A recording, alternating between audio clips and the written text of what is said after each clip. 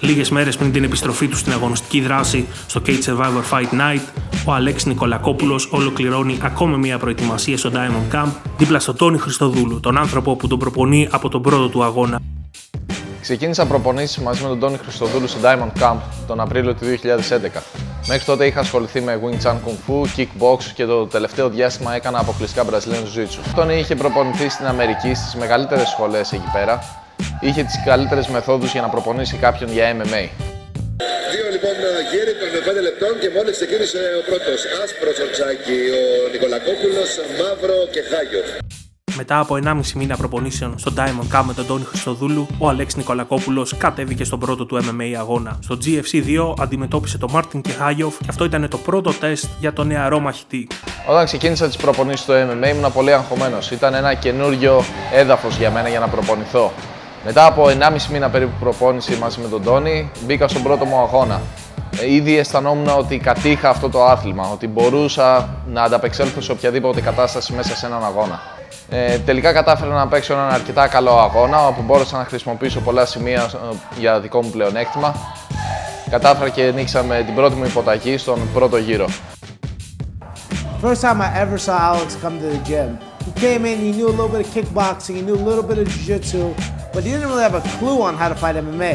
He had these theories of what he thought, how it might be.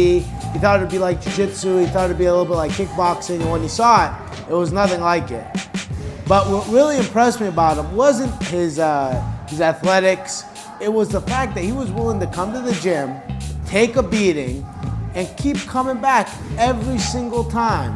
And that's what makes him special. That's why he's a special athlete. That's why he's #1 in Greece. And I remember even before his first fights, I was telling him how he's gonna beat everybody. And it's not like I believed it because he did something exceptional. Because honestly, he didn't. It's because he had an amazing ability to keep working through the uncomfortable situations. You know, most people that come to the gym and if they don't beat up one of the two of their training partners, they leave and they're unhappy and they don't come back. Well, Alex had nobody to beat up. He came to the gym a complete noob against someone that had over 4 or 5 fights at the time and just kept coming back. And to this day, Alex is still like that. I took him to Renzo Gracie, he would get beat up by a black belt, he'll come back the next day like absolutely nothing happened. And not even guys in the UFC have that ability. He always gets back up, he always keeps working, and that's why in my opinion he's gonna be the next guy from Greece to get to the UFC. Όταν κάνουμε προπόνηση μαζί, πολύ απλά νιώθω ότι είμαστε σε άλλο κόσμο. Η επιμονή του είναι αυτό το οποίο τον έχει κάνει έτσι. Το ότι συνέχεια προπονείται, συνέχεια ψάχνεται συνέχεια.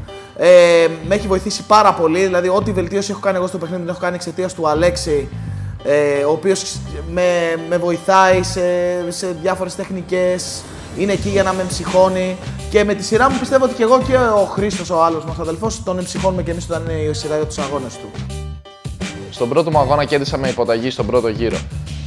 Από εκεί και πέρα για τους πρώτους 5 αγώνες κέρδιζα με υποταγή στον πρώτο ή στο δεύτερο γύρο. Ο Τόνι ήταν πάντα στη γωνία μου και μαζί είχαμε κάνει μια πολύ δυνατή ομάδα. Αν υπάρχει ένα μυστικό πίσω από την επιτυχία αυτής της ομάδας, είναι ότι έχουν δεθεί σαν οικογένεια. Όταν ένας από την ομάδα έχει αγώνα, όλοι οι άλλοι αφήνουν ό,τι κάνουν για να το στηρίξουν 100%. Γι' αυτό φέρνουν και τα αποτελέσματα. Ο Τόνι έφτασε να παίζει στο UFC, ο Αλέξης Νικολακόπουλος είναι ο κορυφαίος welterweight μαχητής στην Ελλάδα, ενώ και ο Βασίλης Νικολακόπουλος βρίσκεται στο top 10 της κατηγορίας του, αίτητος με ρεκόρ 4-0.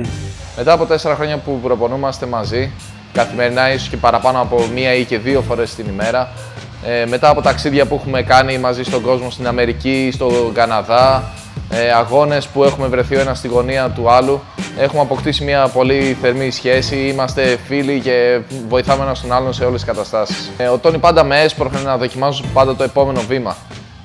Όταν ήμασταν στη Νέα Υόρκη το 2014, κατέληξε να με βάλει να κάνω sparring μαζί με έναν παγκόσμιο πρωταθλητή πυγμαχίας και που μου το πάσαρε πάντα ότι είναι ένα καλό βήμα για μένα και ότι δεν πρόκειται να πάθω τίποτα. Τελικά όλα πήγανε καλά, όλα πήγαν όπως τα είπε, είχε απόλυτο δίκιο και εγώ βγήκα αυλαβής, αντίθετα από ό,τι νόμιζα στην αρχή.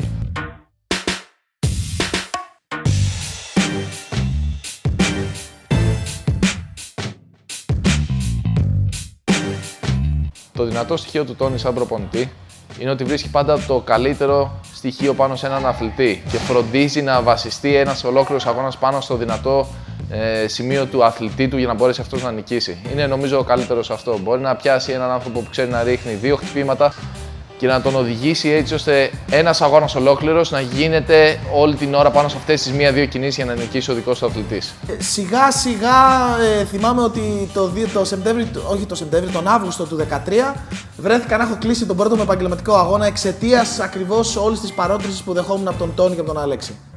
Βλέποντας τον Αλέξη να ξεπερνάει τους τραυματισμούς του, να ξεπερνάει όλες τις δυσκολίες, να ταξιδεύει στην άκρη της γης, να πηγαίνει στην Αμερική και να επιστρέφει και να ξαναπροσπαθεί, πιστεύω ότι πραγματικά θα τα καταφέρει. Πραγματικά το πιστεύω, δεν το λέω ότι είναι αδελφός μου, πιστεύω ότι θα τα καταφέρει. Έχει την τεχνική, έχει τα ψυχικά αποθέματα, τώρα από εδώ και πέρα είναι απλά η δουλειά και να το παλέψει. Μόνο αυτό μένει νομίζω.